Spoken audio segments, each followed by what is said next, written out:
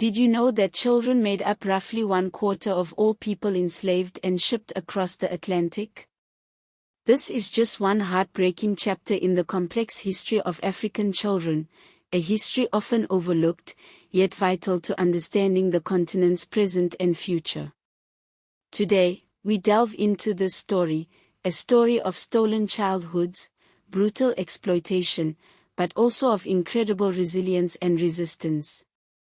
From the horrors of the transatlantic slave trade to the struggles against apartheid and the ongoing fight for child rights, we will explore the major themes that have shaped the lives of African children for centuries. Our journey begins with the transatlantic slave trade, a dark chapter that forever scarred the African continent. From the 16th to the 19th centuries, an estimated 12 million Africans were forcibly transported across the Atlantic. Tragically, a significant portion of these were children, torn from their families and their homes. These children were primarily taken from West Africa, and as the demand for slave labor intensified, increasingly from the interior regions. They were then forced into grueling labor on plantations in the Americas, the Caribbean, and Latin America. Children were seen as valuable commodities, capable of being trained and exploited for their entire working lives, and younger enslaved people, sought after as abolition pressures mounted. The horrors of this trade didn't just involve physical labor, it involved the systematic destruction of families. Children were often separated from their parents and siblings during capture, during the forced march to the coast, during sale to traders, and finally, during shipment overseas, each stage a fresh trauma.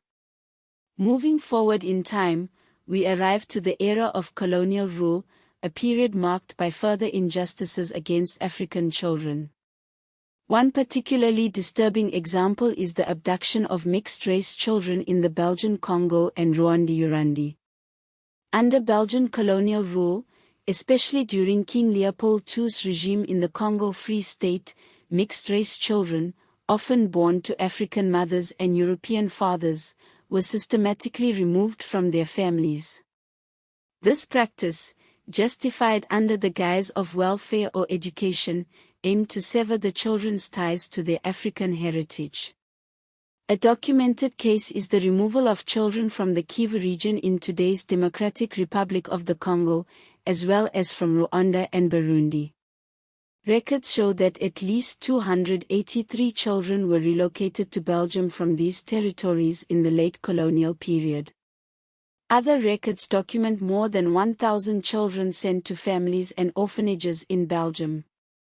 Adding insult to injury, the colonial authorities often altered the children's names and birth dates, making it nearly impossible for them to trace their families later in life and systematically erasing their identities.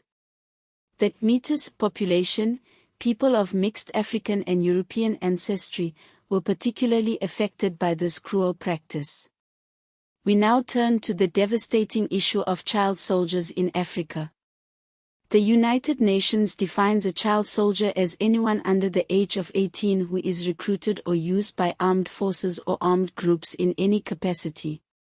Sadly, this has been a widespread problem in many African countries, including South Sudan, the Democratic Republic of Congo, Rwanda, Uganda, Sierra Leone, Angola, Mozambique, Liberia, Burundi, Nigeria, Niger, Somalia, and Algeria.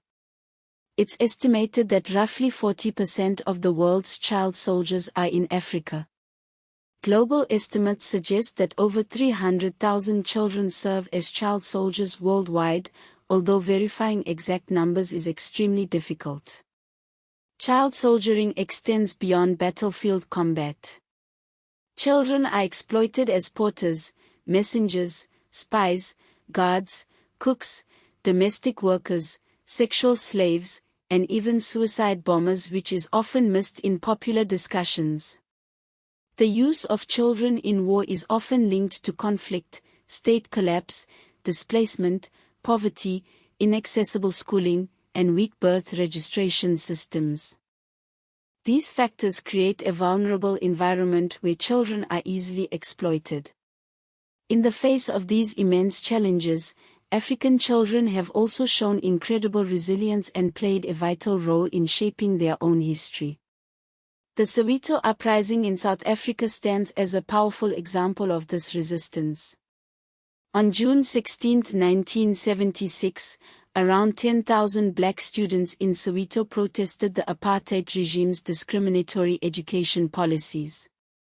This uprising, met with brutal force by the apartheid police, became a major symbol of African child and youth resistance. Many children and youth were killed during the uprising, fueling international outrage and galvanizing the anti-apartheid movement. In commemoration of the Soweto Uprising, the African Union established the International Day of the African Child in 1991.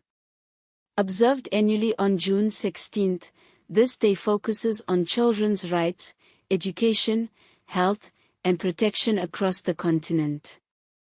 It serves as a reminder of the sacrifices made by the children of Soweto and a call to action to ensure a better future for all African children. It also highlights the fact that African childhood history is also a history of resistance.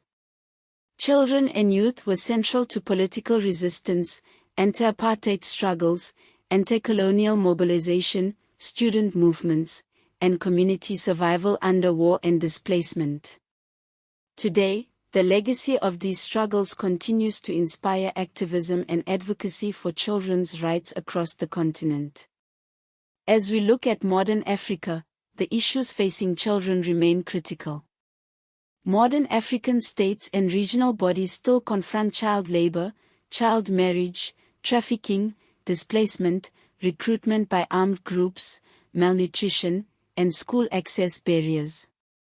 The legacy of Soweto continues in African debates about language of instruction, access to schooling, equality in education, and curriculum decolonization.